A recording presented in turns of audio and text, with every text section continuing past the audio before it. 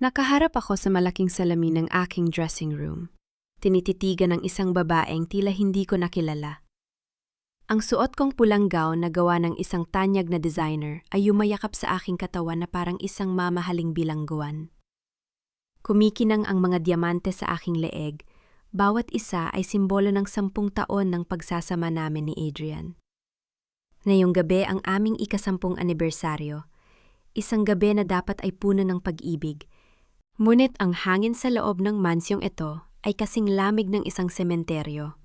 Inayos ko ang aking buhok nang marinig ko ang marahas na pagbukas ng pinto sa kabilang silid. Ang private office ni Adrian na konektado sa aking kwarto. Akmang tatayo ako para batiin siya. Ngunit napatigil ang aking kamay sa gitna ng hangin nang marinig ko ang isang pamilyar na boses ng babae. Hindi yon ang boses ng kahit sino kasambahay. Yon ay kay Sofia, ang kanyang head of finance. Sigurado ka ba sa plano natin, Adrian? Ang malanding tanong ni Sofia na sinundan ng isang mahinang tawa. Baka bigla kang lumambot kapag nakita mo siyang umiiyak sa harap ng mga bisita mamaya. Huwag kang mag-alala, Sofia, sagot ni Adrian. Ang boses na dati ay napapabilis ng tibok ng puso ko sa kilig. Ngayon ay nagpapabilis nito sa takot at pandidire.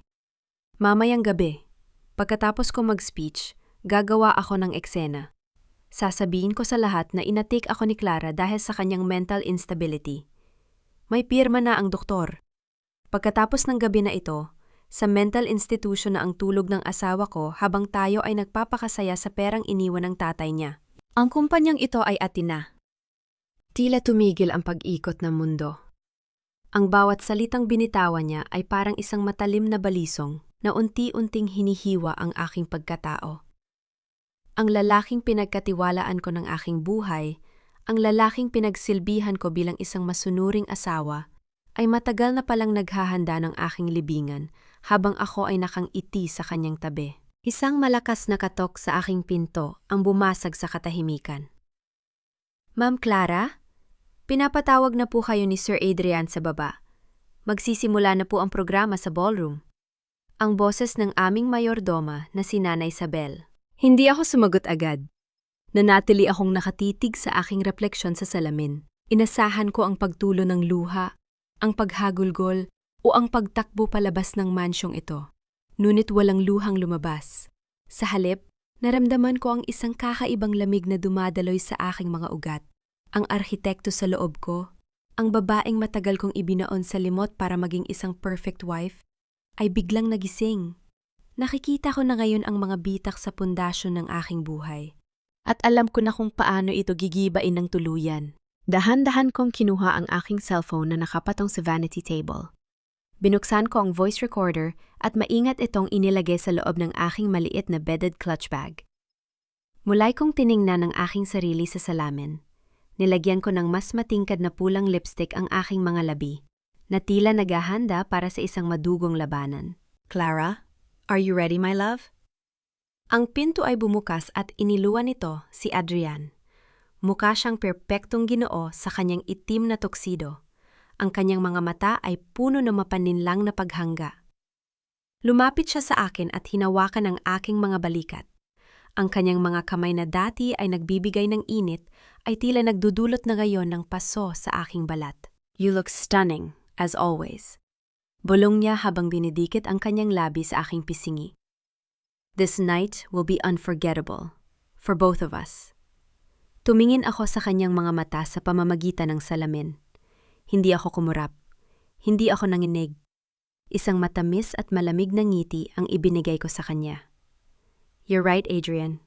This night will definitely be one for the books. I've prepared a surprise that you wouldn't expect. Nakita ko ang panandaliang pagkalito sa kanyang mga mata. Ngunit agad itong napalitan ng kanyang nakasanayang kayabangan. Good! I love surprises. Let's go? All our investors, the board of directors, and even the press are waiting for the Velasco power couple. Inilahad niya ang kanyang kamay sa akin. Sa loob ng ilang segundo, tinitigan ko ang kamay na yon. Ang kamay na pumatay sa aking tiwala. Dahan-dahan kong ipinatong ang aking kamay sa kanyang braso, ang bawat hakbang ko patungo sa ballroom ay tila isang maratsa patungo sa isang bagong buhay. Habang pababa kami sa grand staircase, ang liwanag ng mga chandelier ay tila naging mitsa ng isang paparating na pagsabog. Nakita ko si Sofia sa di kalayuan, nakatayo malapit sa entablado, may hawak na baso ng champagne at may mapang uyam na niti sa kanyang mga labi. Akala nila ay tapos na ang laro. Akala nila ay ako ang biktima sa dula-dula ang ito. Ngunit habang naririnig ko ang palakpakan ng mga tao, isa lang ang nasa isip ko. Ang arhitektong si Clara Velasco ay hindi na nagtatayo ng bahay. Ngayong gabi, sisimulan ko ng idesenyo ang iyong pagkawasak, Adrian, at sisiguraduhin kong wala kang matitirang kahit isang pirasong bato na matitirikan. Huminto kami sa tapat ng mikropono sa gitna ng entablado. Kinuha ni Adrian ang spotlight at nagsimulang magsalita tungkol sa pagmamahal at sakripisyo. Habang nagsasalita siya, naramdaman ko ang pag-vibrate ng aking cellphone sa loob ng bag. Isang text message mula sa isang hindi kilalang numero na naglalaman ng isang link ng bank transfer na hindi ko kailanman pinirmahan. Ang aking puso ay tumibok ng malakas, ngunit ang aking mukha ay nanatiling parang estatwa ng marmol. Lumingon si Adrian sa akin, iniaabot ang mikropono para sa aking speech. And now, my beautiful wife Clara would like to say a few words. Huminga ako ng malalim, humakbang pasulong, at tinitigan ng bawat tao sa silid. Ang katahimikan ay naging nakakabingi. Alam ko na, ang susunod kong sasabihin ay magpapabagsak sa imperyong binuo ni Adrian. Ngunit ito rin ang susi ng aking kalayaan. Bago pa man ako makapagsalita, biglang nag-iba ang ekspresyon ni Adrian. Bigla siyang napahawak sa kanyang dibdib at bumagsak sa kanyang mga tuhod, habang ang kanyang kabilang kamay ay itinuro ako sa harap ng lahat. Clara, what did you put in my drink? Ang paos niyang sigaw na sapat na para marinig ng buong ballroom. Ang mga flash ng camera ay nagsimulang magningning na parang mga kidlat sa madilim na gabi. Ito na ang simula ng kanyang script. Ito na ang sandaling gagawin niya akong baliw sa harap ng buong mundo. Ngunit ang hindi niya alam, hawak ko na ang huling pahina ng kanyang kwento. Ang bawat kislap ng camera ay tila isang balirong tumatama sa aking mukha. Sa gitna ng ballroom, habang nakaluhod ang aking asawa at itinuturo ako bilang salarin, naramdaman ko ang pagbigat ng atmosfera. Ang mga bulungan ng mga sosyalitang kanina lang ay humahanga sa aking gown ay napalitan ng mga salitang puno ng panghuhusga. Nababaliw na ba siya? Lason? Sinasabi ko na nga ba, may hindi tama sa pamilyang yan? Nanatili akong nakatayo ng tuwid. Hindi nang inig ang aking mga kamay na nakahawak sa mikropono. Tiningnan ko si Adrian na umaarte sa paanan ko. Ang kanyang muka ay namumula, ang kanyang paghinga ay tila gipit. Ngunit nakikita ko sa kaibuturan ng kanyang mga mata ang isang kislap ng tagumpay. Akala niya ay nasulo na niya ako. Adrian! Isang matinis na tinig ang bumasag sa gulo, si Sofia. Tumakbo siya patungo sa entablado, itinulak ang ilang mga bisita para makalapit. Niluhuran niya si Adrian at niyakap ito ng may labis na pag-aalala. Isang pag-aalalang hindi para sa isang sekretarya, kundi para sa isang kabit na natatakot mawala ng mitsa ng kanyang karangyaan. Tumawag kayo ng ambulansya, please! Sigaw ni Sofia habang nakatingin sa akin ng may matinding galit. Ma'am Clara, paano niyo nagawa ito? Kanina pa kayo kakaiba sa dressing room? Sabi ko na nga ba, dapat hindi ko na kayo iniwan doon. Isang matalinong hakbang, Sofia. Idinidikit mo na ang ideya sa publiko na bago pa man magsimula ang party, may plano na akong masama. Pinagmasdan ko ang kanyang mga mata, puno ng luhang buwaya. Sa pagkakataong ito, hindi ko na hinaya ang lamunin ako ng galit. Sa halip, lumapit ako sa kanila. Bawat hakbang ko ay dahan-dahan, ang tunog ng aking heels sa sahig ay tila isang babala. Huwag kayo lalapit! Sigaw ni Adrian, habang pilit na umaatras. Clara, bakit? Binigay ko ang lahat sa'yo. Bakit kailangan mong lagyan ng kung ano ang wine ko? Huminga ako ng malalim at muling itinaas ang mikropono. Ang boses ko ay lumabas na kasing lamig ng yelo sa gitna ng disyerto. Adrian, kung talagang milason kita, ang huling gagawin ko ay panuurin kang mamatay sa harap ng maraming tao. Masyado akong matalino para doon. Napatigil ang lahat. Ang katahimikan ay naging kasing bigat ng isang sumpa. Tumingin ako sa paligid, sa mga taong hawak pa rin ang kanilang mga cellphone. Ang wine na iniinom ni Adrian ay mula sa iisang bote na ininuman din ng ating mga waiter bago magsimula ang toast. Kung may lason yan, kalahati ng staff natin ay nakahandusay na rin na yon. Hindi! Singit ni Sofia habang nanginginig ang boses. May inilabas kang maliit na bote sa bag mo kanina. Nakita-kita! Isang mapait na ngiti ang sumilay sa aking mga labi. Ang maliit na bote na tinutukoy mo, Sofia, ay ang aking insulin. Dahil sa stress na ibinibigay niyo sa akin sa kumpanya nitong mga nakaraang buwan, kailangan kong mag-ingat. Lumingon ako sa mayordoma namin, kay Nanay Isabel, na nakatayo sa gilid na may takot sa mga mata. Nanay Isabel, maaari mo bang kunin ang baso ni Adrian? Ipacheck natin ito agad sa pinakamalapit na lab. Pero bago yon, mulay kong binalingan si Adrian na tila naguguluhan sa aking kalmado. Kung talagang masama ang pakiramdam mo, bakit ang bilis pa rin ng tibok ng pulso mo sa leeg, Adrian? At bakit ang mga mata mo ay hindi nanlalabo? Medyo kulang yata sa practice ang script mo ngayong gabi. Enough of this! Isang baritonong boses ang umalingaw-ngaw mula sa pinto ng ballroom. Dalawang lalaking nakaputing uniforme ang pumasok, kasunod ang isang doktor na may hawak na mga dokumento. Ang aking puso ay biglang lumukso, hindi sa takot, kundi sa galit. Alam ko na kung sino sila. Ito ang medical team na binanggit ni Adrian sa opisina. Dr. Salvador? Tanong ni Adrian, habang pilit na bumabangon, umaarate pa ring mahina. Salamat at dumating kayo. Ang asawa ko, hindi na siya kontrolado. Kailangan niyo siyang tulungan. Lumapit sa akin ang doktor. Ang kanyang muka ay seryoso at walang emosyon. Mrs. Clara Velasco? Ayon sa report na natanggap namin mula sa iyong asawa at sa iyong medical records na isinimate niya, kailangan mong sumama sa amin para sa isang immediate psychiatric evaluation. Ang iyong mga aksyon ngayong gabi ay nagpapatunay na ikaw ay banta sa iyong sarili at sa mga tao sa paligid mo. Naramdaman ko ang pag-init ng aking mukha.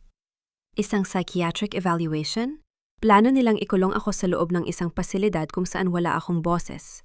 Kung saan maaari nilang sabihin na tuluyan na akong nawala sa katinuan habang kinukuha nila ang lahat ng ari-arian ko. Doktor, wala akong sakit sa isip. Ang matigas kong sagot. At alam niyo yan?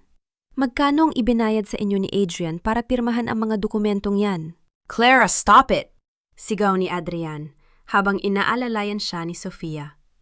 Nakikita niyo ba? Ganyan siya gabi-gabi. Paranoia, illusions. Please, dalhin niyo na siya bago pa siya makasakit ng iba. Hinawakan ng dalawang lalaki ang aking braso. Marahas. Walang galang. Ang sakit na dulot ng kanilang pagkakahawak ay nagpaalala sa akin ng lahat ng hapdi na tiniis ko sa loob ng 10 taon. Tumingin ako kay Doña Elena, ang aking biyenan, na nakaupo lang sa malayo at umiiwas ng tingin. Ang kanyang pananahimik ay kasing sakit ng isang sampal. Bitiwan niyo ako, bulong ko. Hindi ako sumisigaw, pero ang bawat salita ay may dalang pang-anib. Ma'am, wag na po kayong manlaban, sabi ng isang lalaki. Para sa ika, bubuti niyo rin ito. Huminga ako ng malalim, pilit na pinapakalma ang aking isipan. Kung magpapadala ako sa galit, mananalo sila. Kung mananakit ako, magiging totoo ang kanilang paratang. Pinikit ko ang aking mga mata sa loob ng 1 segundo at sa aking isipan, nakita ko ang plano ng mansyong ito. Ang bawat labasan, ang bawat sulok. Nang imulat ko ang aking mga mata, tiningnan ko si Adrian. Akala mo ba, ang recording lang sa opisina ang hawak ko? Ang mahina kong tanong. Sapat lang para marinig niya. Nakita ko ang panandaliang paghinto ng kanyang paghinga. Ang kanyang mapanlinlang na muka ay bahagyang nanginig. Ano ang sinasabi mo? Ang pabulong niyang balik, habang pilit na pinapanatili ang kanyang acting sa harap ng mga tao. Ang mga security camera sa mansyong ito, Adrian. Nakalimutan mo bang ako ang arkitekto na nagdisenyo ng security system ng bahay na ito? Bago mo pinalitan ang mga codes? Sumpit ko habang may mapanuyang ngiti. Lahat ng pagpasok at paglabas ni Sofia sa kwarto mo habang wala ako. Lahat ng pag-uusap nyo tungkol sa pag-falsify ng mga dokumento, lahat yon ay naka-upload na sa isang cloud server na tanging ako lang ang may access. Ito ay isang sugal. Isang bluff na kailangan kong gawin para makakuha ng oras. Ngunit nakita ko ang takot sa kanyang mga mata at alam kong tumama ako sa kanyang kahinaan. Kunin niya na siya! Galit na utos ni Adrian sa mga tauhan. Ang kanyang boses ay naging paos at puno ng desperasyon. Nayon na! Habang pilit akong hinihila ng mga lalaki patungo sa labas ng ballroom, sa harap ng lahat ng mga maimpluwensyang tao sa bansa, hinarap ko ang kamera ng isang reporter na nasa harap ko. Hindi ako nagtago. Hindi ko itinaboy ang lens. Sa halip, tinitigan ko ito ng diretsyo. Panurin niyo ang palabas na ito ng mabuti. Sabi ko, ang aking boses ay umalingaw-ngaw sa buong silid sa tulong ng mikropo nang hawak ko pa rin. Dahil kapag bumalik ako, sisiguraduhin kong ang bawat isa sa inyo na nanood lang habang sinisira ang aking dangal ay makakatanggap din ng inyong sariling hatol. Kinaladkad nila ako palabas, ngunit ang aking ulo ay nanatiling nakataas. Habang isinasakay ako sa loob ng puting van, nakita ko si Sofia na nakadungo sa bintana ng ballroom, may hawak na baso ng wine at tila nagdiriwang. Ngunit ang hindi nila alam, sa loob ng aking clutch bag, ang voice recorder ay hindi lang basta nakabukas. Naka-broadcast ito ng live sa isang private link na kanina ko pa ipinadala sa isang taong alam kong hindi kailanman magtataksil sa akin. Habang umaandar ang sasakyan palayo sa mansyong tinawag kong tahanan, naramdaman ko ang pag-vibrate ng aking rilo. Isang notification. Signal received, files secured, where are you, Mateo? Isang mapait na ngiti ang sumulpot sa aking mga labi habang nakatingin sa kadiliman ng kalsada. Ang anibersaryong ito ay hindi pa tapos, Adrian. Katatapos mo lang buksan ang pintuan ng sarili mong impyerno. Ang bawat pagyanig ng sasakyan ay tila isang paalala ng aking kawalan ng kapangyarihan sa sandaling iyon. Nakaupo ako sa pagitan ng dalawang malalaking lalaki sa loob ng puting van. Ang aking mga kamay ay mahigpit na nakakapit sa aking clutch bag. Hindi nila ito kinuha sa akin. Isang pagkakamali na pagsisisihan nila mamaya. Tinitigan ko ang labas ng bintana. Ang mga ilaw ng Makati ay mabilis na naglalaho at napapalitan ng madidilim na kalsada patungo sa labas ng syudad. Hindi nila ako dinala sa isang pampublikong ospital. Pagkalipas ng halos isang oras, huminto ang van sa harap ng isang mataas na gate na may nakasulat na St. Jude Private Wellness Center. Isa itong marang, yang kulungan para sa mga mayayaman na gustong itago ang kanilang mga sikreto sa ilalim ng ngalang therapy. Tinala nila ako sa isang silid na higit pa sa isang hotel room ang ganda. Ngunit ang bintana ay may mga rehas na bakal na nakatago sa likod ng makakapal na kortina. Narinig ko ang pag-ikot ng susi mula sa labas at ang mabigat na tunog ng paglapat ng pinto. Sa wakas, mag-isa na ako. Dahan-dahan akong naupo sa gilid ng kama. Ang katahimikan ay tila isang malapot na likido na unti-unting lumulunod sa akin. Sa sandaling iyon, ang takot na pilit kong itinatago ay nagsimulang gumapang sa aking dibdib. Ngunit bago pa man ako tuluyang lamunin ng panghihina, narinig ko ang muling pagbukas ng pinto. Inakala ko na si Adrian ang papasok para pagtawanan ako. Ngunit ang aninong tumayo sa harap ko ay ang taong hindi ko inaasahang makikita sa ganitong oras. Si Doña Elena, ang aking biyenan. Nakasuot pa rin siya ng kanyang mamahaling itim na terno mula sa party, ngunit ang kanyang mga mata ay hindi makatingin ng diretsyo sa akin. Clara, ang mahina niyang tawag. May dala siyang maliit na tray ng pagkain, ngunit alam nating dalawa na hindi pagkain ang kailangan ko. Tumating ba kayo para humingi ng tawad, Mama? O para siguraduhin na hindi ako makakatakas? Tanong ko. Ang boses ko ay walang halong emosyon, kasing tigas ng semento. Yumuko si Elena at inilapag ang tray sa lamesa. Kailangan mong intindihin, Clara. Si Adrian, siya lang ang tanging anak ko. Siya ang nagpapatakbo ng lahat. Ang pangalan ng pamilya Velasco ay nakasalalay sa kanya. At ang katotohanan? Ang katarungan? Mama, alam niyo ang ginagawa niya? Lumakad ako palapit sa kanya. Bawat hakbang ay puno ng bigat ng 10 taon kong pagsisilbi sa kanila. Alam niyo ang tungkol kay Sofia? Alam niyo na ninanakawan niya ang kumpanya ng tatay ko? Bakit tayo nanahimik? Biglang nag-angat ng tingin si Elena at sa unang pagkakataon, nakita ko ang pot na hinaluan ng kahihiyan. Dahil ang kumpanyang sinasabi mo ay bangkarot na kung hindi dahil sa mga diskarte ng anak ko. Utang mo sa kanya ang maranyang buhay na ito, Clara. Isang hamak na arhitekto ka lang noon. Binigyan ka niya ng pangalan. Isang mapait na tawa ang kumawala sa aking mga labi. Ang utang na loob, ang paboritong sandata ng mga Pilipino para itago ang kanilang mga kasalanan. Binigyan niya ako ng pangalan? Mama, ako ang nagdisenyo ng bawat matagumpay na proyekto ng kumpanyang ito habang ang anak niyo ay abala sa pagsusugal at paglustay ng pera sa mga babae niya. Ako ang nagtrabaho, siya ang umani ng papuri. At ngayon, sasabihin niyo sa akin na utang ko sa kanya ang lahat? Magpahinga ka na lang dito, sabi ni Elena. Ang kanyang boses ay nanginginig na sa galit. Dito ka lang muna hanggang sa maayos ni Adrian ang lahat ng gulo sa kumpanya. Huwag kang mag-alala. Hindi ka naman namin pababayaan. Pero wag na wag kang susubok na lumaban dahil masisira ka lang. Mama, tignan niyo ako. Hinawakan ko ang kanyang balikat. Pinilit ko siyang harapin ako. Sa oras na lumabas ako rito, hindi lang si Adrian ang babagsak. Isasama ko ang lahat ng taong tumalikod sa akin nang alam nilang ako ang nasa tama. Kasama na kayo doon. Marahas na tinabig ni Elena ang aking kamay. Napakawalang galang mo. Pagkatapos ng lahat ng itilulong namin sa'yo, lumabas siya ng silid ng hindi lumilingon at muling narinig ang tunog ng pagkakandado ng pinto. Naiwan akong humihingal sa gitna ng silid. Ang huling hibla ng respeto na meron ako para sa pamilyang yon ay tuluyan ng naputol. Ang utang na loob na ipinupukol nila sa akin ay wala ng saysay dahil ang utang na iyon ay nabayaran na ng bawat patak ng luha at pawis na ibinigay ko sa kanila. Dali-dali kong binuksan ang aking clutch bag.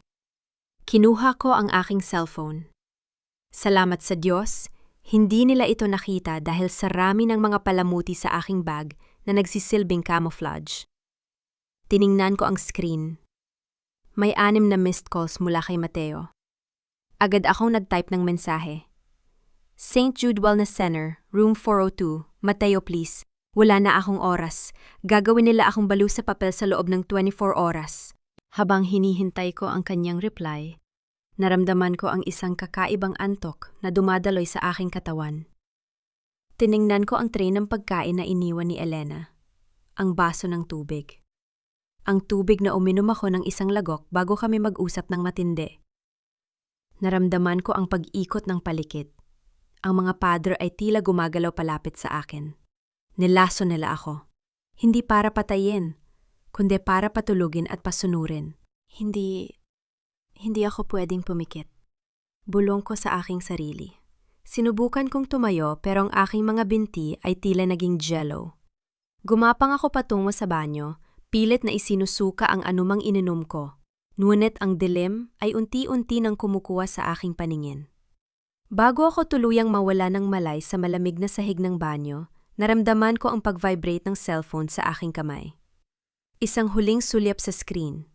On my way. Don't sleep, Clara. Don't sleep. Ngunit ang aking mga mata ay kusang sumasara. Sa gitna ng papalubog na kamalayan, isang alaala ang pumasok sa aking isip.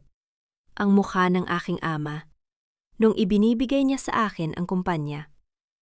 Clara, ang pundasyon ng isang gusali ay hindi ang semento, kundi ang katatagan ng gumawa nito. Patawad, Papa. Bulong ko sa kadiliman. Ngunit sisiguraduhin kong ang pagbagsak ng gusaling ito ang magiging mitsa ng kanilang katapusan. Naramdaman ko ang lamig ng sahig sa aking pisingi bago ang lahat ay naging itim. Ngunit sa likod ng kadilimang yon, may isang apoy na nagsisimulang mag-alab.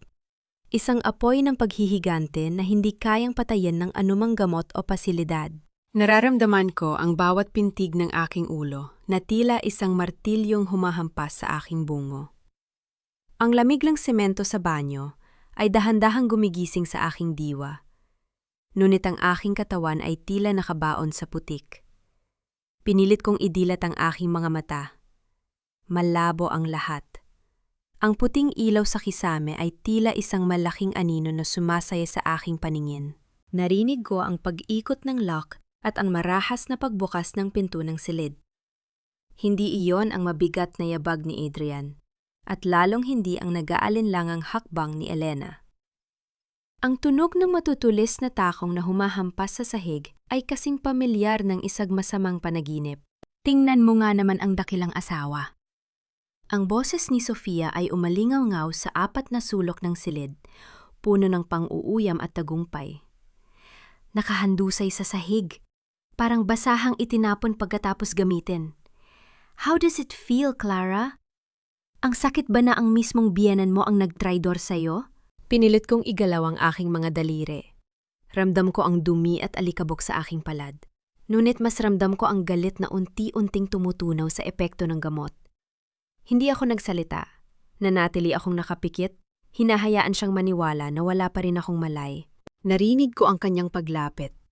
Amoy na amoy ko ang kanyang mamahaling pabango. Ang pabangong binili ni Adrian gamit ang pera mula sa aking trust fund. Naramdaman ko ang dulo ng kanyang sapatos na itinutulak ang aking balikat. Wake up, you pathetic woman! Gusto kong makita mo ang mukha ko habang binubura ko ang huling bakas mo sa kumpanya. Dahan-dahan kong iminulat ang aking mga mata. Hindi ako kumurap. Tinitigan ko siya mula sa ibaba. Isang anggulong dapat sana ay nagpapakita ng aking kahinaan. Ngunit ginamit ko ito para itanim sa kanya ang takot.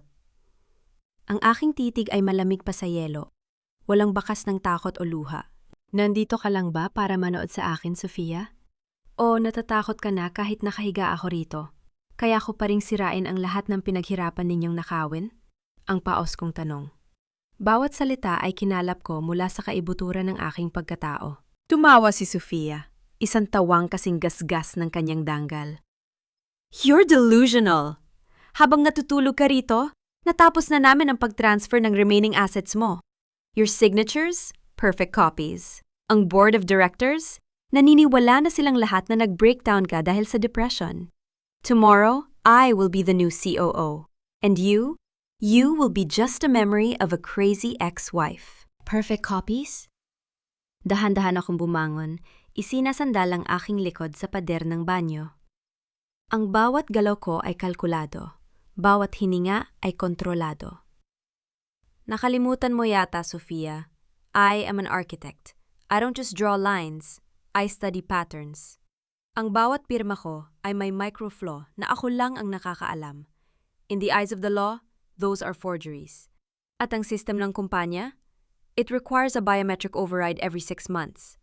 At hulaan mo kung kaninong fingerprint ang kailangan? Nakita ko ang panandaliang paghinto ng kanyang paghinga. Ang kanyang mapanlinlang na mukha ay bahagyang nanginig, isang bitak sa kanyang maskara na aking hinintay. Liar! Sigaw niya habang dinuduro ako. Adrian said he handled everything. Wala kang magagawa rito. Dito ka mabubulok. Alam mo, Sofia, tumayo ako ng dahan-dahan kahit medyo gumigewang pa ang aking mga binti. Hinawakan ko ang lababo para balansihin ang aking sarili. Ang problema sa mga taong tulad mo, masyado kayong nakadepende sa isang lalaking ang tanging talento ay ang magsinungaling. Kung kaya niyang kraidurin ang asawa niya ng 10 taon, ano sa tingin mo ang gagawin niya sa isang sekretaryang katulad mo kapag naging pabigat ka na? Shut up! Shut up! Akmang sasampalin ako ni Sofia, ngunit bago pa man dumapo ang kanyang kamay, hinawakan ko ang kanyang pulso. Mahigpit. Ramdam ko ang panging-inig ng kanyang buto sa ilalim ng aking mga daliri. Don't you ever touch me again with those filthy hands. Bulong ko sa kanyang tenga. Ang aking boses ay hindi na paos. Ito ay puno na ng awtoridad na tila isang hatol ng kamatayan. At ang kumpanya? Hindi mo pa ito pag-aari. Dahil bago mo pa makuha ang biometric access, kailangan mo muna akong mahanap sa loob ng building na ito pagkatapos ng gabi na ito. Anong sinasabi mo? Hindi ka makakaalis dito. Hinarap niya ako ng may pilit na tapang, ngunit nakikita ko ang pagkabahala sa kanyang mga mata.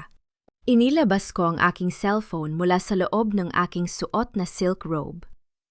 Ang screen ay maliwanag. Nagpapakita ng isang timer na tumatakbo. Kanina pa naka-on ang livestream ko, Sofia. At ang lahat ng inamin mo tungkol sa peking pirma at pagnanakaw ng assets, napanood na yon ng mahigit 3,000 tao. Kasama na ang ating mga investors at si Ate Mateo. Namutla si Sofia. Ang kanyang mukha na kanina ay puno ng kayabangan ay naging kasing puti ng pader ng ospital. No, that's impossible. Walang signal dito. I built this facility's expansion 5 years ago, Sofia. Sabi ko habang dahan-dahang lumalakad patungo sa pinto ng silid. I know exactly where the dead spots are and where the secret boosters are hidden. You played the game on my turf and you just committed career suicide on national television. Narinig ko ang mabilis na yabag ng mga paa mula sa hallway. Hindi ito ang mga nurse. Ito ay tunog ng mga otoridad. Clara, buksan mo ang pinto.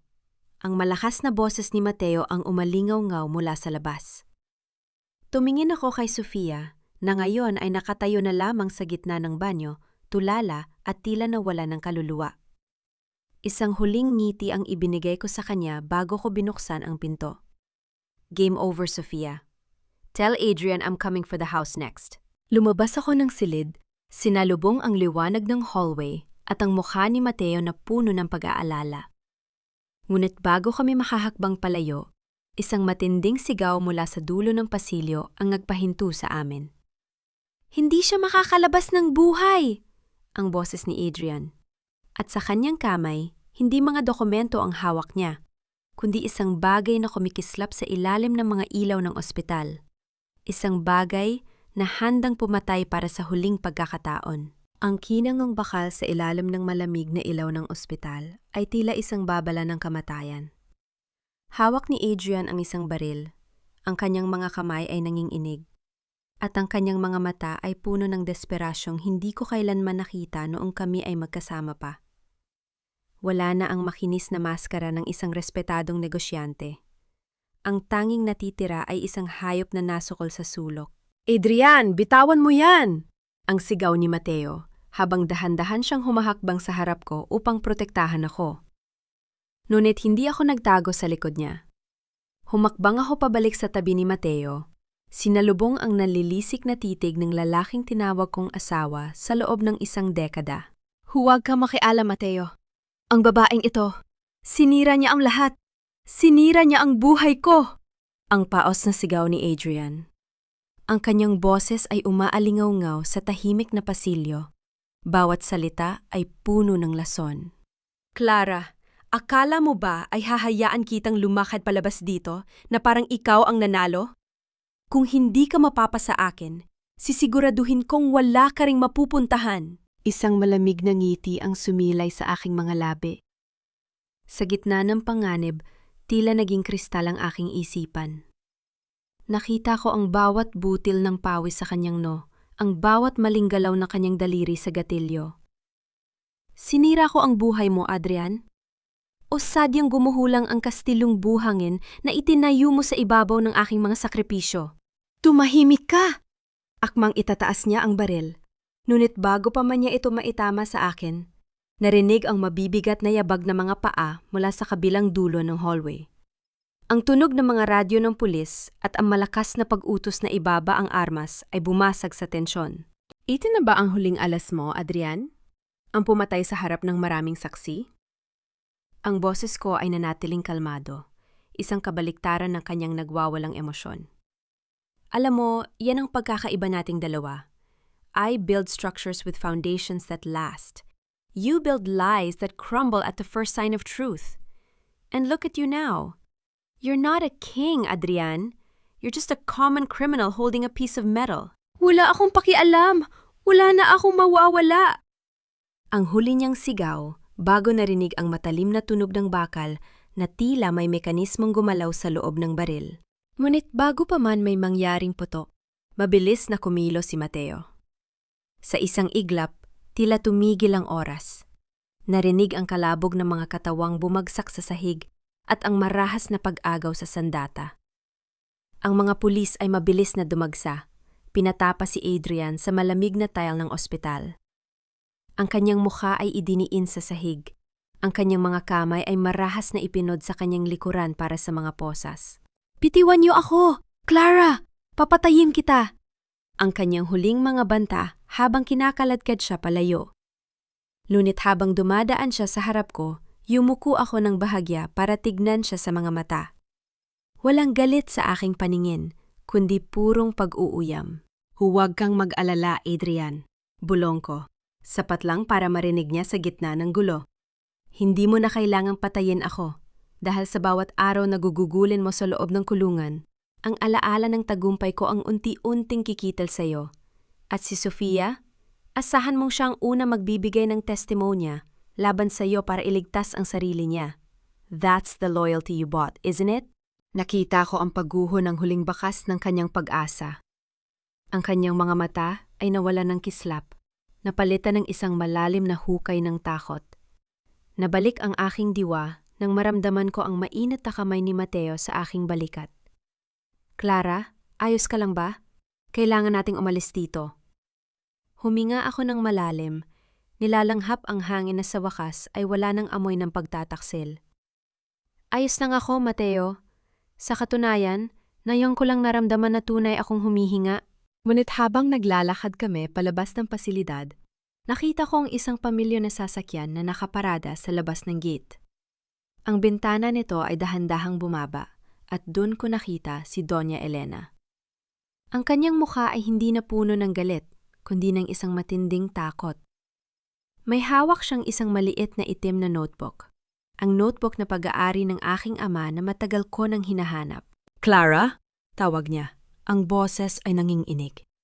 "Kailangan mong malaman ang totoo. Hindi lang pera ang ninakaw ni Adrian sa tatay mo. May malalim pang dahilan kung bakit niya kailangan makuha ang kumpanya." Tumigil ang aking mundo. Tumingin ako kay Mateo at nakita ko ang pagbabago sa kanyang ekspresyon. Tila may alam siya na hindi ko pa natutuklasan. "Anong ibig ninyong sabihin, Mama?" tanong ko habang humahakbang patungo sa sasakyan. "Ang tatay mo, hindi siya namatay sa sakit, Clara." Ang nanginginig na sagot ni Elena habang iniyabot ang notebook. "Basahin mo ang huling pahina. At kapag nalaman mo na, malalaman mo rin kung bakit si Mateo ang ipinadala ng tadhana para tulungan ka." Naramdaman ko ang mabilis na pagtibok ng aking puso. Binuksan ko ang notebook sa huling pahina at doon, ang sulat kami ng aking ama ay tila isang tinig mula sa hukay. Ang bawat salita ay isang bagong dagok na mas masakit pa sa anumang sampal. Ang bawat pahina ng lumang notebook na hawak ko ay tila may dalang bigat ng isang dekadang kasinungalingan. Sa ilalim ng madilim na langit sa labas ng pasilidad, ang tanging nagbibigay ng liwanag ay ang malamlam na ilaw ng street lamp at ang mga asul at pulang ilaw mula sa papalayong sasakyan ng pulis. Ramdam ko ang magaspang na texture ng papel sa aking mga daliri.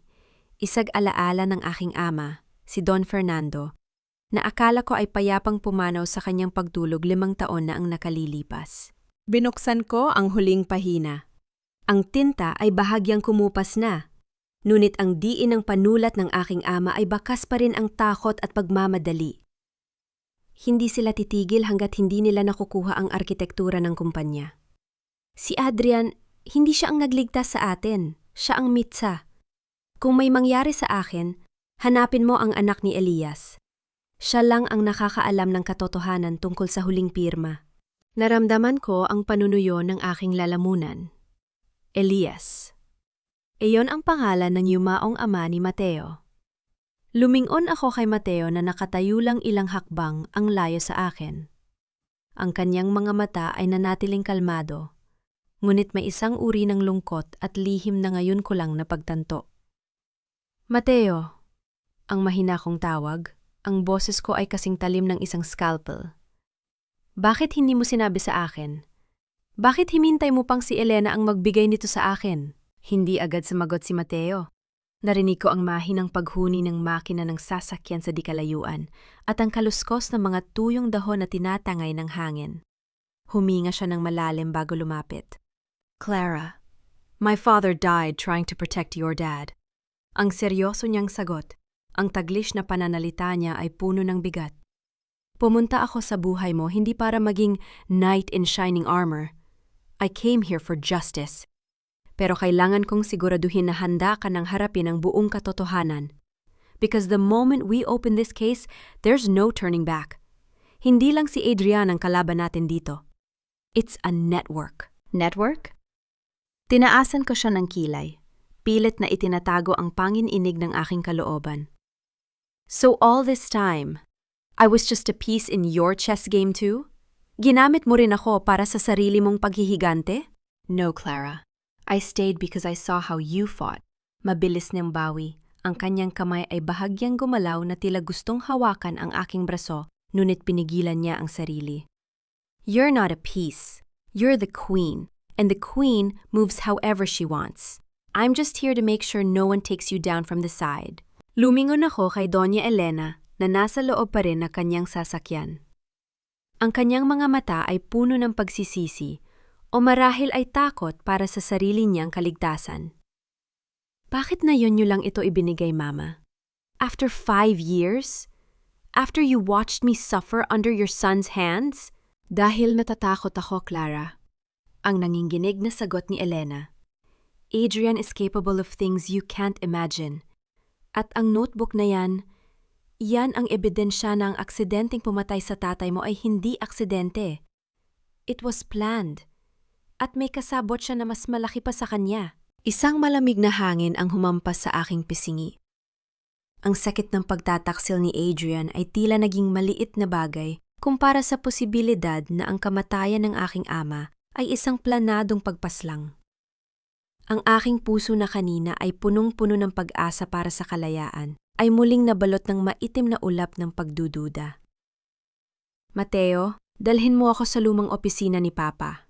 Utos ko. Ang aking boses ay muling bumalik sa pagiging autoritati at walang emosyon. Na yun din! Clara, gabi na. You need to rest. Kakagaling mo lang sa trauma sa loob. Giit ni Mateo. Trauma is for people who have the luxury of time, Mateo. I have work to do. Malamig kong sagot habang binubuksan ang pinto ng kanyang sasakyan. Kung ayaw mo akong ihatid, kukuha ako ng taxi. But I will find out who that big person is, with or without you. Hindi na nakipagtalo si Mateo. Pumasok siya sa driver's seat at mabilis naming nilisan ang harapan ng St. Jude. Habang binabaybay namin ang kalsada patungo sa sentro ng Makati, ang notebook ay nanatiling nakapatong sa aking hita. Binasa ko muli ang mga huling salita. May isang maliit na numero sa gilid ng pahina, isang coordinate o marahil ay isang account number. Nang makarating kami sa Velasco Tower, ang building na itinayo ko mula sa aking mga pangarap, tiningnan ko ang itaas na bahagi nito. Ang opisina ng CEO, ang kuta ni Adrian. Pumasok kami sa loob ng tahimik na lobby. Ang tunog ng aming mga yapag sa marmol na sahig ay tila isang babala sa sinumo nagtatago sa dilim. Pagsakay namin sa elevator, naramdaman ko ang tensyon sa pagitan namin ni Mateo. Alam kong marami pa siyang hindi sinasabi. Alam kong ang katotohanan ito ay maaaring sumira sa anumang tiwalang natitira sa akin para sa mga lalaki. Pagdating sa top floor, dumiretso ako sa private vault sa loob ng opisina ng aking ama. Gamit ang code na ako lang ang nakakaalam, ang petsa ng aking kaarawan, at ang araw na nakuha ko ang aking lisensya bilang arhitekto, bumukas ang mabigat na pinto ng bakal. Ngunit ang aking hininga ay tila tumigil nang makita ko ang loob. Ang vault ay bakante, walang laman. Maliban sa isang maliit na puting card na naiwan sa gitna ng estante. Dahan-dahan ko itong pinulot. May nakasulat na isang pangalan sa eleganteng itim na tinta. Isang pangalan na nagpaliwanag sa lahat. Ngunit nagbukas din ng isang pintuan ng impyerno na hindi ko akalaing umiiral. Welcome back, Clara. I've been waiting for you to find the truth. S. S? Bulong ko. Tumingin ako kay Mateo at sa unang pagkakataon, nakita ko ang totoong takot sa kanyang mga mata. Clara, kailangan nating lumabas dito. Ngayon na. Ang mabilis na utos ni Mateo habang hinahila ang aking kamay. Nuwit bago pa man kami makahakbang patungo sa pinto, ang mga ilaw sa buong floor ay biglang namatay. Sa gitna ng kadiliman, narinig ang marahas na paglock ng electronic doors ng opisina. Isang boses ang umalingaw-ngaw mula sa intercom. Isang boses na akala ko ay nasa likod na ng rehas. Did you really think it would be that easy, Clara? Ang pag-aresto sa akin ay bahagi lang ng plano. Ang kadiliman sa loob ng opisina ay tila isang buhay na nilalang na dahan-dahang binalot ang aming pagkatao. Tanging ang mga ilaw mula sa mga karatula ng Makati sa labas ng bintana ang nagbibigay ng anino sa mukha ni Mateo. Naramdaman ko ang kanyang kamay na humawak sa aking braso. Ang kanyang pagkakahawak ay mahigpit at tila nagbibigay ng babala. Mateo, bitawan mo ako. Ang malamig kong utos. Kahit sa gitna ng panganib, ang aking isipan ay nananatiling kasing talim ng isang kompas. Hindi ito ang oras para maging emosyonal. Isipin mo ang exit points. Clara, hindi mo naiintindihan. Ang pabulong na sagot ni Mateo. Ang system na ginagamit nila ngayon, hindi ito galing sa kumpanya. This is a high-end security override. May ibang tao sa loob ng building na ito. Muling umalingaw-ngaw ang boses ni Adrian sa intercom. Ang kanyang tawa ay puno ng mapanuyang kagalakan. Ang galing mo talagang pumili ng katuwang, Clara. Pero kahit ang pinakamagaling na abogado ay hindi kayang ipagtanggol ang sarili sa loob ng isang silid na selyado. Did you really think I'd go to jail that easily? Ang pag-aresto sa akin ay isang palabas lang para maligaw ang mga mata ng media habang inaayos ni S ang huling piraso ng ating kasunduan. Sino si S, Adrian? Ang sigaw ko sa kadiliman. At huwag mong sabihing si Sofia dahil alam nating dalawa na wala siyang utak para sa ganitong kalaking operasyon. Sofia is just a pawn, Clara. A beautiful, replaceable pawn. Ang sagot ni Adrian at narinig ko ang mahinang tunog ng pag-ikot ng isang lighter sa kabilang linya. Ang S na hinahanap mo ay ang taong matagal nang naghihintay na mabura ang pangalan ng tatay mo sa kasaysayan ng arkitektura sa Pilipinas. At ngayon, dahil dinala mo si Mateo rito, binigyan mo kami ng pagkakataon na tapusin ang dalawang problema sa isang gabi. Naramdaman ko ang mabilis na pagtibok ng aking puso. Ngunit hindi ito dahil sa takot. Ito ay dahil sa adrenaline ng isang arkitekto na nakakita ng butas sa isang perfect design. Mateo, ang manual override ng emergency vent, bulong ko. Nasa ilalim yon ng desk ni Papa, pero kailangan nating gawin yon nang hindi nila napapansin. Anong plano mo? Tanong ni Mateo. Distraction, ang maikli kong sagot. Muli kong hinarap ang intercom. Adrian, kung papatayin mo rin lang kami, bakit hindi mo ipakita ang mukha mo? O baka naman natatakot kang makita ang refleksyon ng isang talunan sa mga mata ko? Talunan? Tignan mo ang paligid mo, Clara. Ikaw ang nakakulong. Ikaw ang mawawala ng lahat. Ang galit na sigaw ni Adrian. Ang kanyang boses ay nawala ng kontrol. Isang senyales na ang kanyang ego ay tinamaan ko. Habang patuloy na sumisigaw si Adrian, dahan-dahan akong gumapang patungo sa desk. Ang bawat kilos ko ay maingat. Iniiwasan ang anumang tunog na maaaring makatawag ng pansin sa mga sensor. Naramdaman ko ang malamig na bakal sa ilalim ng desk, ang secret lever na ako mismo ang nagdisenyo nung itinatayo ang building na ito bilang proteksyon laban sa mga industrial spies. Ngunit bago ko pa man mahila ang lever, ang mga monitor sa pader ng opisina ay biglang bumukas. Ang liwanag nito ay nakakasilaw at doon, sa screen, nakita ko ang isang imahe na nagpahinto sa aking hininga. Ito ay ang live feed mula sa holding cell ng police station. Nakita ko si Adrian na nakaupo, nakaposas ang isang kamay sa mesa. Ngunit may hawak siyang cellphone at kausap ang isang lalaking nakatalikod. Ang lalaking yon ay nakasuot ng isang pamilyar na barong, agbarong na may burda ng selyo ng gobyerno. Senator Salcedo? Ang pabulong na sambit ni Mateo. Ang kanyang boses ay puno ng panginginig at matinding galit. Siya ang pumatay sa tatay ko. Bingo! Ang boses ni Adrian sa intercom.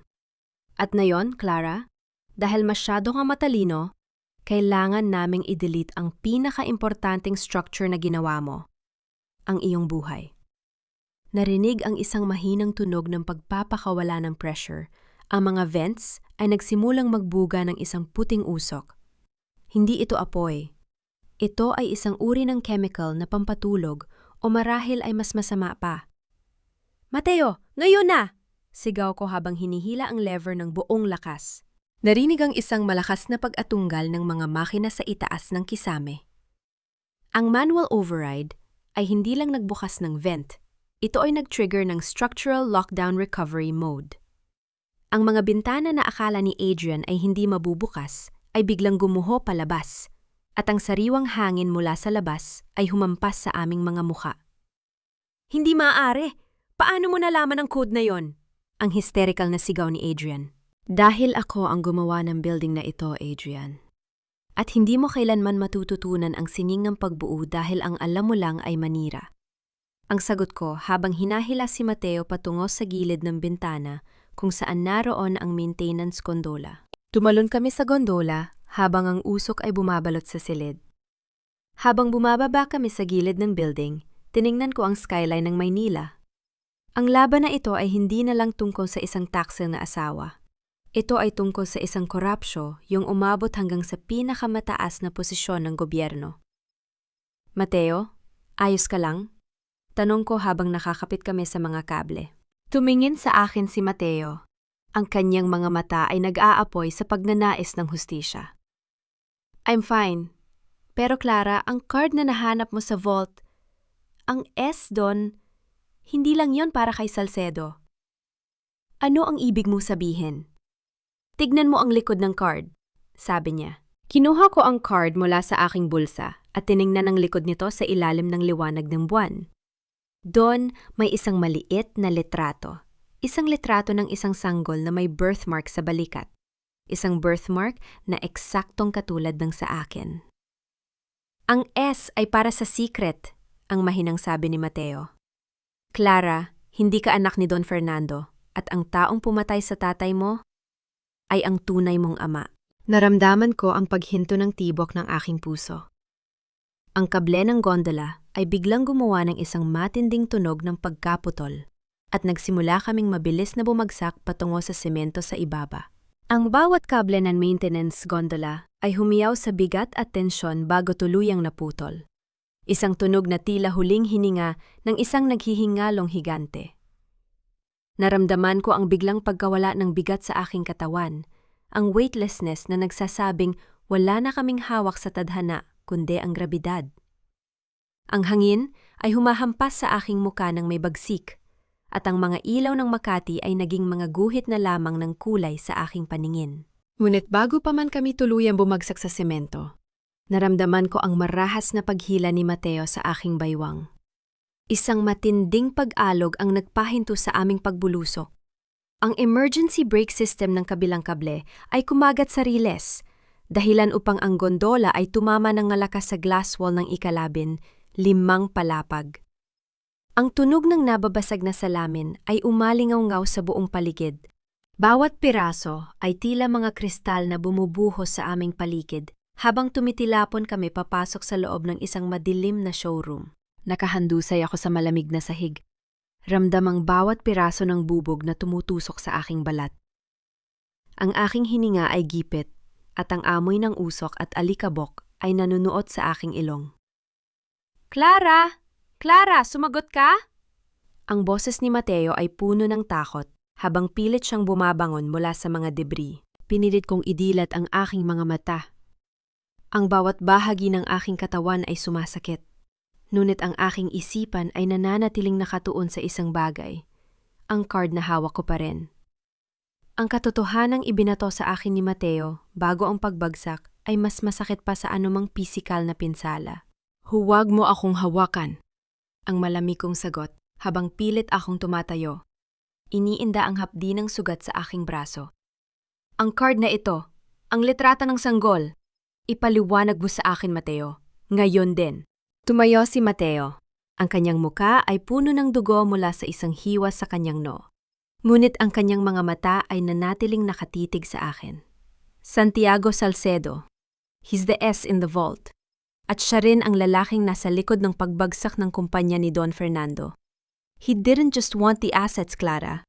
He wanted to erase you because you are his greatest mistake. Isang anak sa labas na magsisira sa kanyang political career. Isang pagkakamali? Tumawa ako ng mapait. Isang tawang walang halong saya kundi purong poot. So my whole life was a lie? Si Don Fernando, ang lalaking minahal ko bilang ama, itinago niya ako para protektahan ako mula sa sarili kong dugo? He loved you more than anything, Clara. He saved you from a monster. Giit ni Mateo. But Salcedo found out. Ginamit niya si Adrian para pasukin ang buhay mo. Adrian wasn't just a greedy businessman. He was a hitman in a tuxedo, sent to destroy you slowly from the inside. Naramdaman ko ang isang matinding panginginig sa aking kalamnan. Hindi ito dahil sa lamig, kundi dahil sa pagkilala sa katotohanan. Ang bawat yakap ni Adrian, bawat salita ng pag-ibig, ay bahagi ng isang assassination plot. At ang biyenan kong si Elena, alam niya ang lahat. Ang utang na loob na lagi niyang isinusumbat ay ang kabayaran sa kanyang pananahimik habang pinapanood akong unti-unting pinapatay ng sarili kong asawa. They think I'm broken, bulong ko, habang pinupunasan ang dugo sa aking pisingi gamit ang dulo ng aking silk robe. Inisip nila na kapag nalaman ko ang totoo, susuko ako. Nahihingi ako ng tawad sa kanila para sa aking buhay. Dahan-dahan akong lumakad patungo sa isang computer terminal sa loob ng showroom. Kahit madilim, alam ko ang system ng building na ito. Binuksan ko ang switch at ang asul na liwanag ng screen ay tumama sa aking muka. Clara, anong ginagawa mo? Kailangan nating umalis dito. Padating na ang mga tauhan ni Salcedo. Babala ni Mateo. Hindi ako aalis hanggat hindi ko na ipapakita sa kanila kung sino ang kinalaban nila. Ang malamig kong sagot. Ang aking mga daliri ay mabilis na lumipad sa keyboard. Salcedo is on national TV right now, isn't he? Ginagamit niya ang media para palabasin na nawawala ako at kailangan ng tulong medikal? Yes, he's playing the concerned uncle role, sabi ni Mateo habang binabantayan ang pinto. Then let's give the public a different show, sabi ko. Sa loob ng ilang segundo, nahack ko ang main server ng building. Ang malalaking digital billboard sa labas ng Velasco Tower, ang mga higanting screen na nakaharap sa buong EDSA, ay biglang nag-flicker. Sa halip na mga advertisement ng mga kondo at semento, isang video ang lumitaw. Hindi ito ang video ni Adrian. Ito ay ang hidden surveillance footage mula sa penthouse ni Salcedo na nakuha ko mula sa cloud server ng notebook ni Papa. Ang video ay nagpapakita kay Salcedo at Adrian na nag-uusap tungkol sa pagliligpit kay Don Fernando at ang plano para sa aking aksidente. My biological father wants me dead? Fine. Bulong ko habang pinindot ang enter para i-broadcast ang audio sa lahat ng speakers sa paligid ng building. But he will go down with me. Ang buong syudad ay tila tumigil. Ang mga sasakyan sa EDSA ay nagsimulang magbagal habang ang boses ng senator ay umalingaw-ngaw sa buong kalsada, inilalantad ang kanyang sariling krimen. Ngunit sa gitna ng aking panandaliang tagumpay, narinig ang malakas na pagpalo ng isang matigas na bagay sa pinto ng showroom.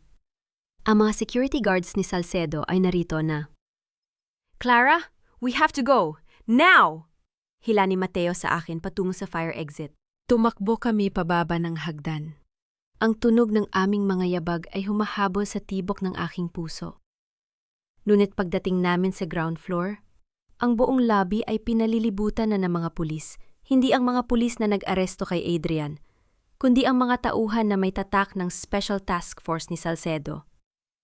Sa gitna ng grupo nakatayo ang isang lalaking may uban na buhok, nakasuot ng plansadong barong, at may hawak na megaphone.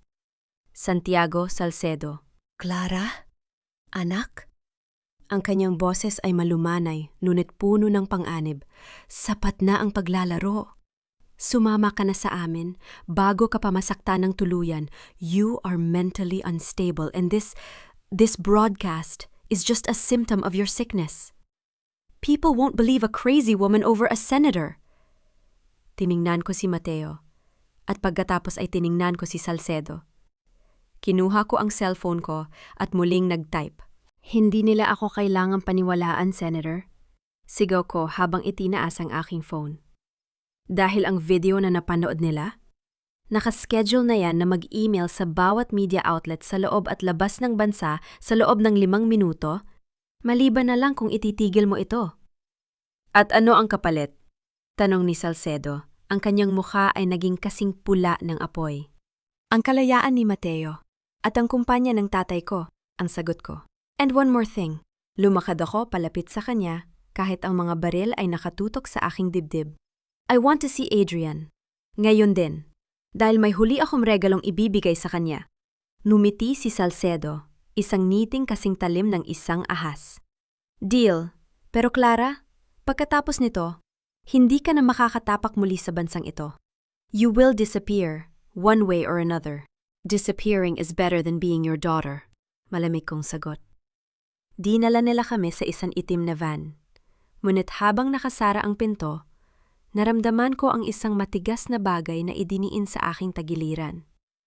Tumingin ako sa katabi ko. Hindi ito tauhan ni Salcedo.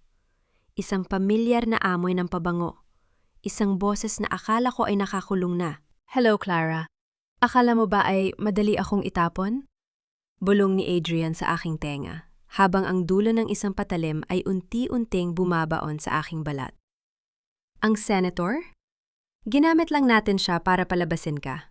And now, we're going on a little trip. Just the two of us. Napatingin ako kay Mateo, ngunit ang kanyang mga mata ay nakapikit at may dugong umaagos mula sa kanyang sentido. Pinatulog nila siya. Ang talim ng patalim sa aking tagiliran ay parang isang nagyayalong paalala na ang tadhana ay mahilig sa malupit na biro. Sa loob ng madilim at gumagalaw na van, ang amoy ng mamahaling leather ay humahalo sa amoy ng bakal at dugo. Katabi ko si Mateo, ang kanyang ulo ay nakasandal sa bintana, walang malay at may bahid ng pulang likido sa kanyang sentido. Akala mo ba talaga, Clara, na ang isang pirasong video ay sapat na para itapon ng 10 taon nating pagsasama sa isang selda? Ang bulong ni Adrian ay kasing laggit ng langis, puno ng mapanuyang tagumpay. Nakalimutan mo yata kung sino ang nagturo sa iyo kung paano gumalaw sa mundong ito. I am the one who pulls the strings, not you. Nanatili akong nakatitig sa harap. Ang aking mga mata ay hindi kumukurap. Ang takot ay isang luho na matagal ko nang kinalimutan sa loob ng St. Jude. Ang mundong sinasabi mo, Adrian, ay isang bahay na gawa sa baraha. Isang ihip ko lang, gumuho na.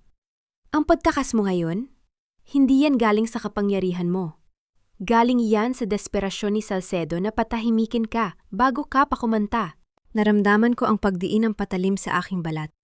Sapat na para maramdaman ko ang hapdi, ngunit hindi pa para bumaon ng malalim. You talk too much for someone who's about to disappear, asar niyang sagot. Ang senator? He's just a partner. Pagkatapos kong makuha ang biometric codes mula sa iyo, lulubog ang bar kong kinabibilangan ninyong lahat. At ako ang tanging matitirang nakatayo sa isang isla ng pera. Isang mahinang tawa ang kumawala sa aking lalamunan. Isang tunog na walang bakas ng kaba. Codes? Adrian, 10 taon tayong magkasama pero hindi mo pa rin kilala ang arkitektong pinakasalan mo. Inakala mo ba na fingerprints o retina scan ang kailangan para sa huling vault ng tatay ko? Napatigil ang van ng marahas. Ang tunog ng pagpreno ay umalingaw-ngaw sa paligid, habang ang aming mga katawan ay sumubsob ng bahagya sa harap. Huminto kami sa isang abandonadong bodega malapit sa daungan, kung saan ang amoy ng dagat ay sumasalubong sa amoy ng kalawang. Anong ibig mong sabihin? Ang mukha ni Adrian ay malapit na sa akin. Ang kanyang mga mata ay nalilisik sa galit at kuryosidad. Ang biometric lock na hinahanap mo, it's not physical, Adrian. It's a sequence of structural frequencies na ako lang ang nakakaalam kung paano i-trigger. Ang malamig kong sagot habang tinititigan ko siya ng diretso sa mga mata. And the more you threaten me, the more those frequencies stay locked in my head. Patayin mo ako, at ang bilyon-bilyong halaga ng assets na inaasa mo ay magiging digital dust na lamang. Marahas akong hinila ni Adrian palabas ng van.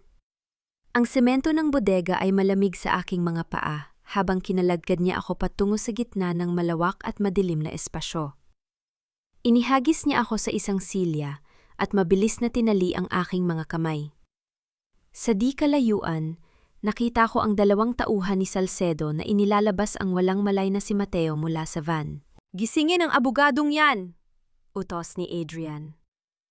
Narinig ang tunog ng tubig na ibinuhos sa mukha ni Mateo, kasunod ang kanyang pag-ubo at paghabol ng hininga. Clara, ang paos na tawag ni Mateo habang pilit niyang idinidilat ang kanyang mga mata. Huwag kang mag-alala, Mateo. Relax ka lang, sabi ni Adrian habang nilalaro ang kanyang patalim. Clara is about to give me what I want.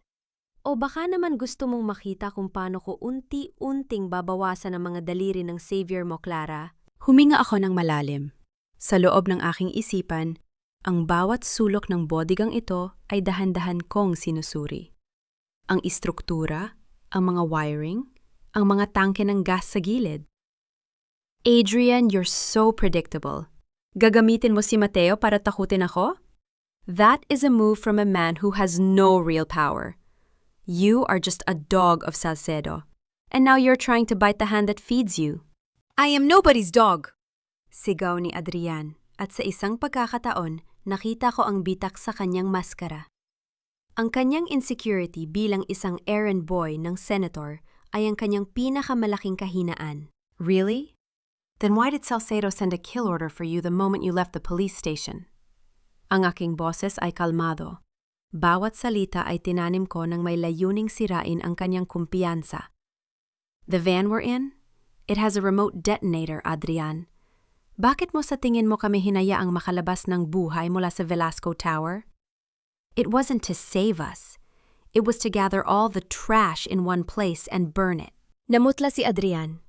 Lumingon siya sa kanyang mga tauhan na ngayon ay nagsimula na ring magtinginan ng may pagdududa. Nagsisinungaling siya. Huwag kayong makinig sa kanya. Check the bottom of the van, Adrian. O kaya, tingnan mo ang cellphone mo. Naka-off ang signal, di ba? Jammers are active. Salcedo is cleaning house. Dagdag ko pa habang unti-unti kong kinakalikot ang tali sa aking likuran gamit ang isang matalim na piraso ng bubog na nakuha ko mula sa aking robe kanina sa showroom. Sa gitna ng tensyon, narinig ang tunog ng papalapit na mga sasakyan mula sa labas. Hindi ito ang tunog ng rescue. Ito ay ang mabigat at sabay-sabay na yabag ng mga armadong lalaki. Nandiyan na sila! Bulong ni Mateo. Ang kanyang mga mata ay nakatitig sa akin ng may pag-unawa. Nataranta si Adrian. Itinutok niya ang baril sa pinto, pagkatapos ay sa akin. Ibiyus mo ang codes, Clara. Nayon na! I'll give you something better than codes, Adrian. Sabi ko habang nagtagumpay akong maputol ang tali sa aking mga kamay. Ngunit hindi ko muna ito ipinahalata. I'll give you a chance to live, but you have to do exactly what I say. Biglang gumuho ang malaking pinto ng bodega nang marinig ang tunog ng marahas na pagpasok ng mga sasakyan. Ang mga spotlight ay tumama sa aming mga mata. Nakakasilaw at puno ng banta. Isang boses mula sa megaphone ang umalingaw-ngaw. Adrian Velasco, Santiago Salcedo has revoked your protection. Hand over the girl and the lawyer, and we might give you a quick death. Tumingin sa akin si Adrian. Ang kanyang buong mundo ay gumuguho na. What do I do, Clara? Ang pabulong niyang tanong. Ang kanyang tinig ay puno na ngayon ng kawalan ng pag-asa. Tayo, ang malamig kong sagot habang dahan-dahan akong tumatayo. Ang mga tali ay nahulog sa aking paanan. And give me that gun. It's time I show you how a Velasco finishes a project. Nanginginig ang mga kamay ni Adrian. Habang hawak niya ang baril, ang kanyang hininga ay gipit at puno ng malapot na takot. Tinitigan ko siya. Ang lalaking minsan kong inakala na haligi ng aking tahanan, na yon ay tila isang aninong nagmamakaawa sa ilalim ng aking mga paa. Dahan-dahan kong inilahad ang aking kamay. Ang aking mukha ay nanatiling kasing tigas ng marmol. Ibigay mo sa akin ang baril, Adrian.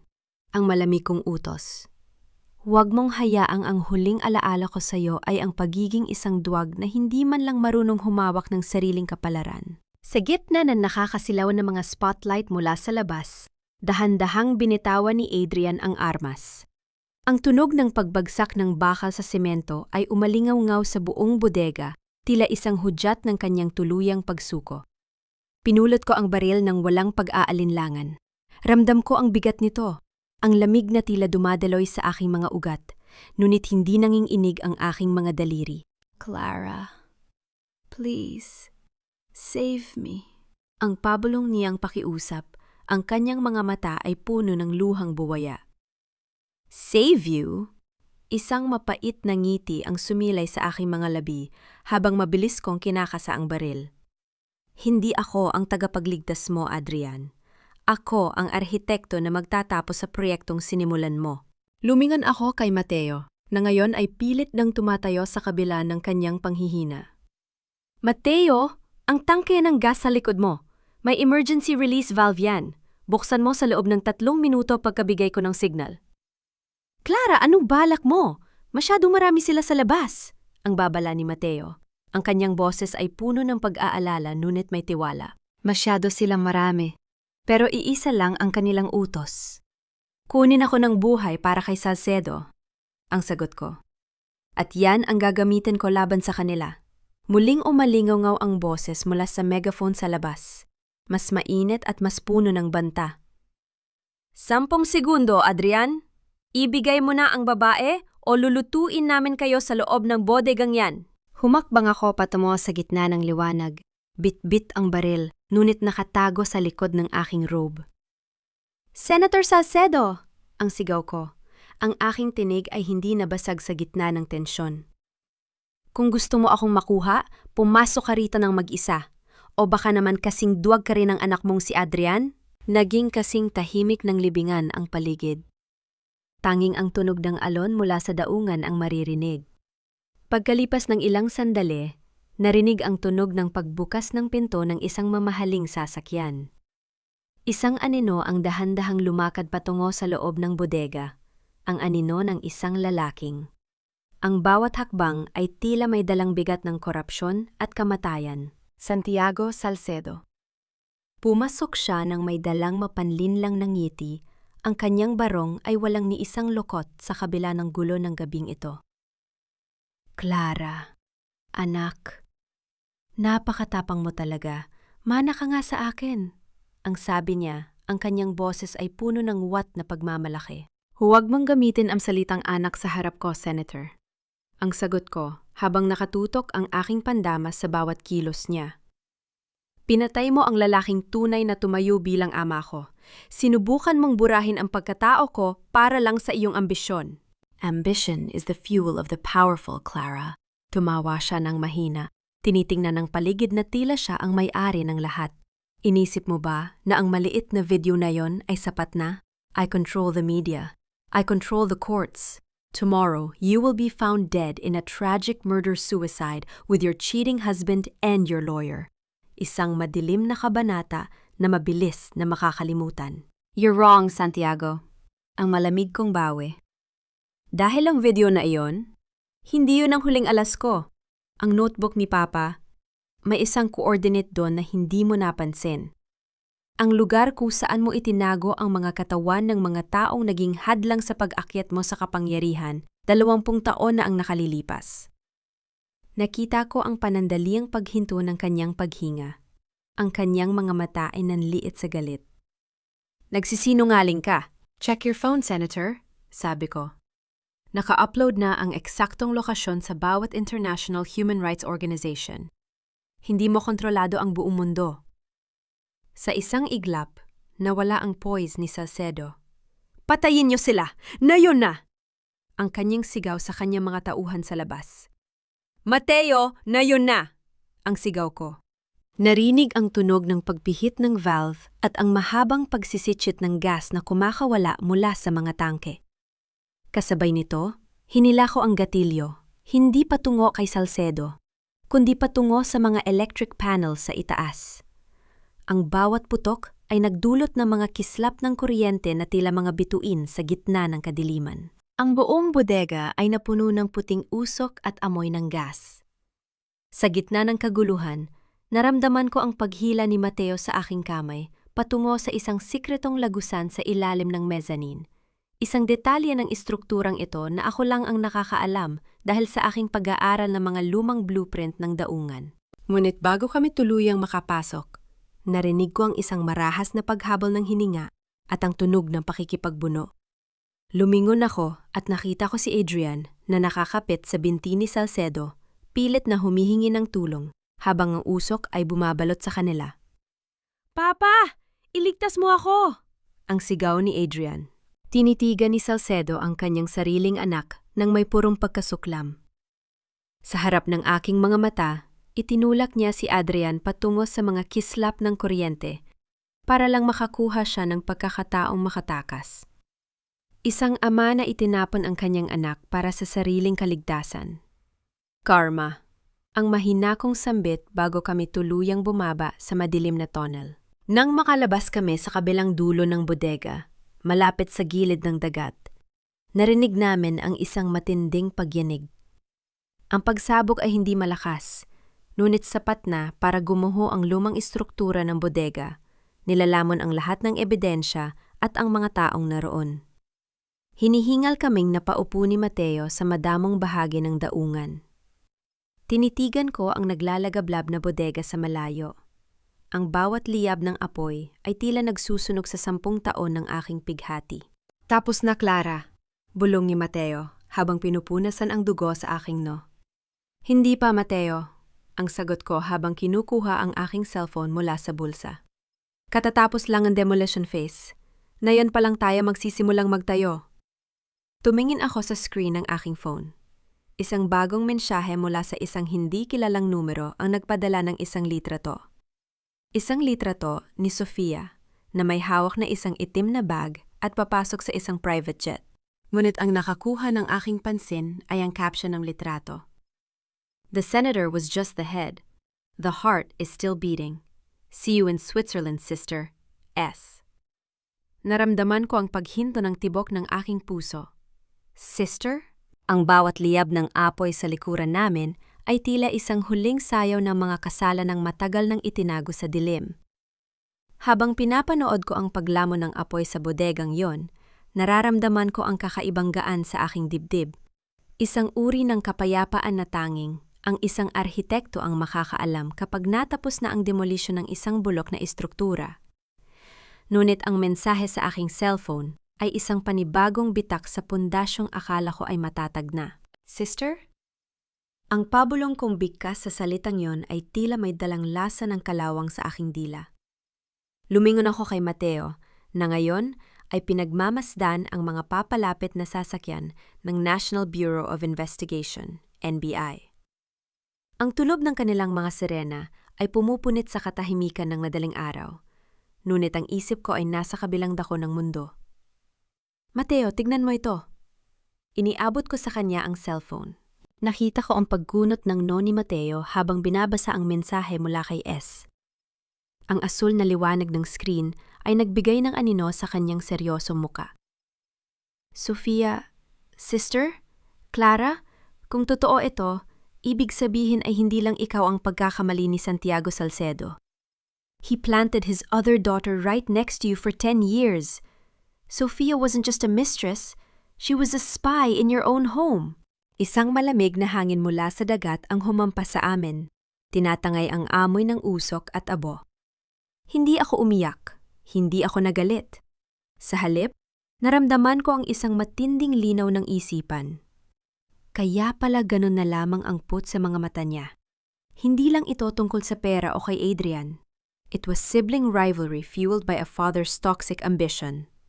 Santiago used us both like pawns in a twisted game of inheritance. Ma'am Clara! Sir Mateo! Ang boses ni Ate Santos, ang senior partner ni Mateo ay umalingaw-ngaw habang bumababa siya mula sa isa sa mga sasakyan ng NBI. Kasunod niya ang mga operatiba na mabilis na pinalibutan ang nasusulog na bodega. Nasaan ang senator? Tanong ni Mateo habang inaalalayan ako. Nakuha namin siya sa likod ng bodega. Sinusubukang tumakas gamit ang isang speedboat. Sagot ni Ate Santos. And Adrian Velasco? He's alive but in critical condition. Isang malaking bahagi ng bakal ang tumama sa kanyang mga binti. He won't be walking anytime soon, and he certainly won't be escaping the life sentence waiting for him. Tumingin ako sa direksyon kung saan dinadala ang mga sugatan. Nakita ko si Adrian sa isang stretcher. Ang kanyang mukha ay puno ng uling at dugo. Ang kanyang mga mata ay dilat sa matinding sakit at shock.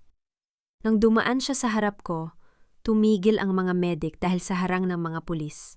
Tinitigan ko siya ng diretsyo. Walang awa. Walang pag-ibig. Wala kahit katiting na lungkot. The blueprint of your life, Adrian, is officially condemned. You're not just losing the company. You're losing your soul in a cell where no one will remember your name. Hindi siya nakapagsalita. Ang tanging lumabas sa kanyang mga labi ay isang mahinang ungol ng pagkatalo bago siya tuluyang isinakay sa ambulansya. Clara, kailangan nating asikasuhin ang sugat mo. Paalala ni Mateo. Hindi pa tayo tapos, Mateo. Ang sagot ko. Muling tinitignan ang litrato ni Sofia sa loob ng jet. Sofia's heading to Zurich. Doon matatagpuan ang huling taguan ng pera ni Papa. Ang pondong ninakaw ni Santiago sa loob ng 2 dekada. Kung makuha niya yon, hinding-hindi na natin siya mahahanap. And more importantly, she will have the means to rebuild the empire we just destroyed. Are you saying, pack your bags, Mateo? Inaasahan tayo ng aking kapatid sa Switzerland. Sabi ko habang dahan-dahang naglalakad patungo sa sasakyan ni Ate Santos. But she made one fatal mistake.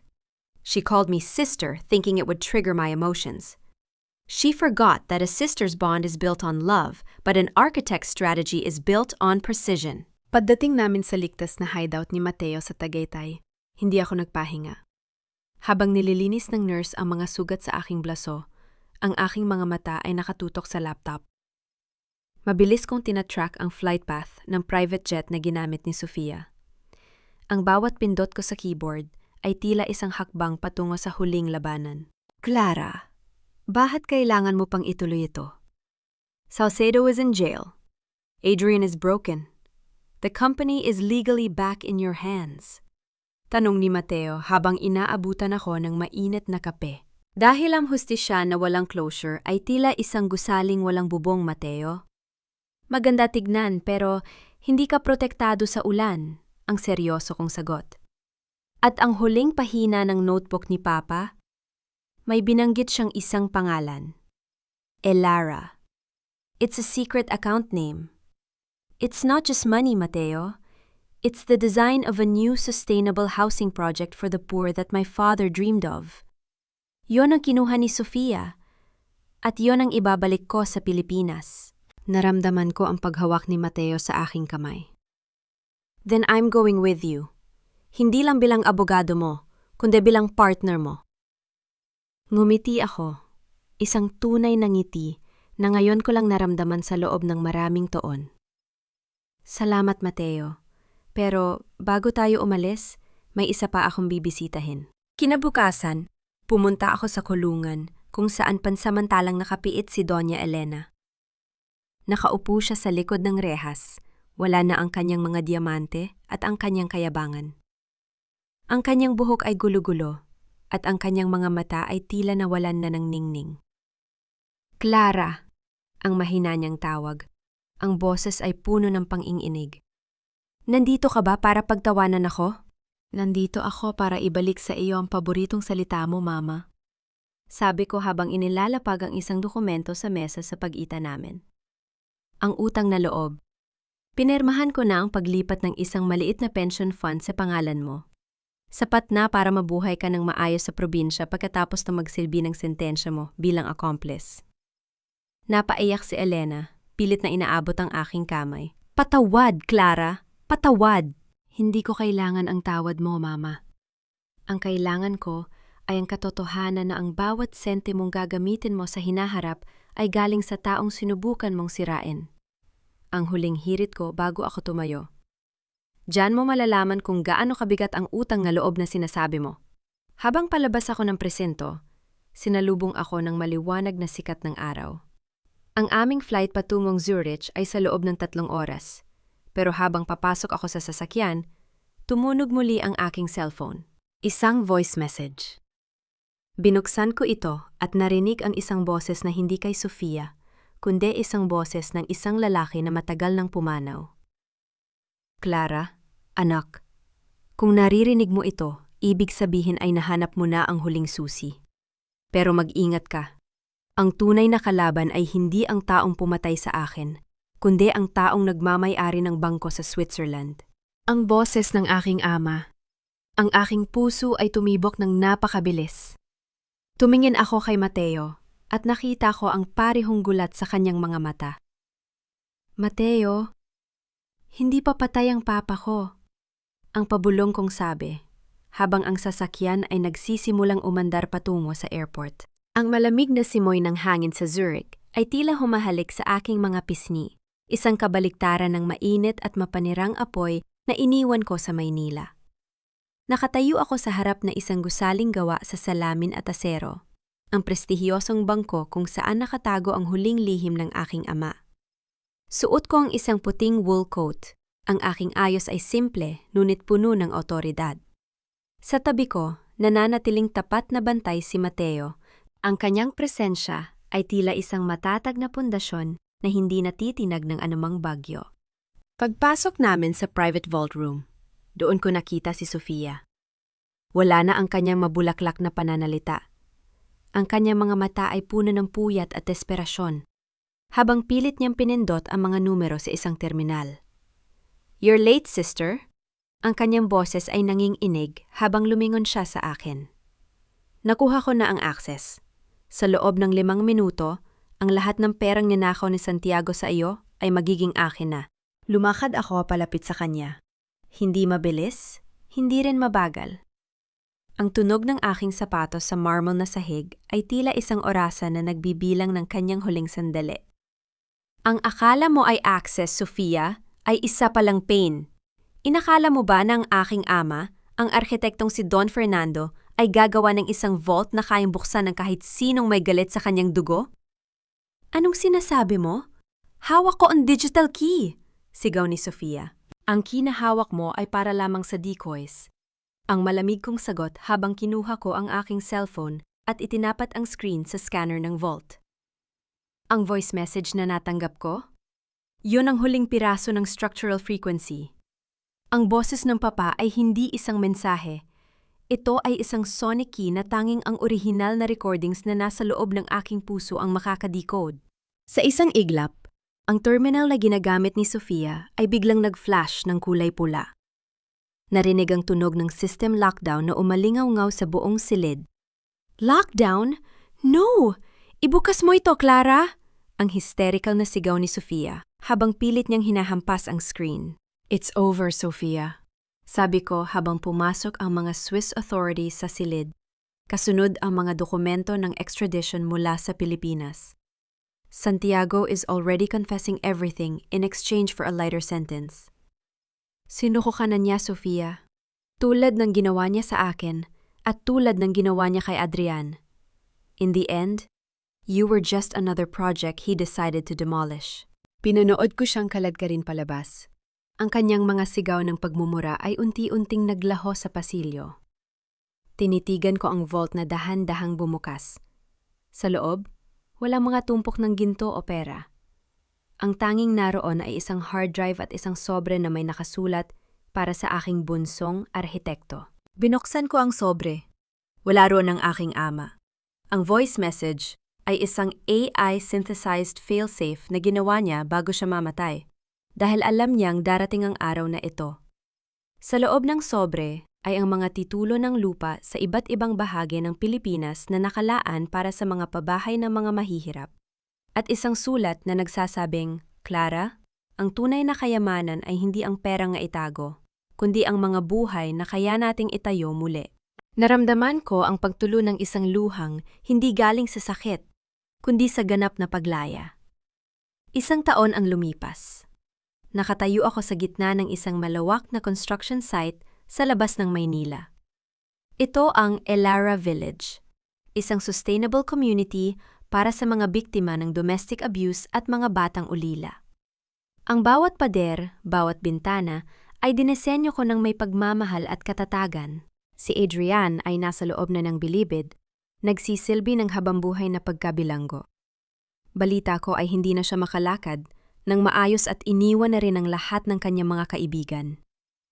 Si Santiago Salcedo naman ay pumanaw na sa loob ng piitan dahil sa sakit. Ang kanyang pangalan ay naging simbolo ng kahihiyan sa kasaysayan. Naramdaman ko ang isang kamay na humawak sa aking balikat. Si Mateo. The Board of Directors is waiting, CEO Velasco. Ang opening ceremony ay magsisimula na sa loob ng 10 minuto. Ngumiti ako sa kanya, isang ngiting puno ng liwanag. Salamat, Mateo. At salamat sa pananatili. I told you, Clara, I'm just here to make sure no one takes the queen down. Ang mapaglaro niyang sagot, ngunit ang kanyang mga mata ay puno ng tunay na paghanga at pag-ibig.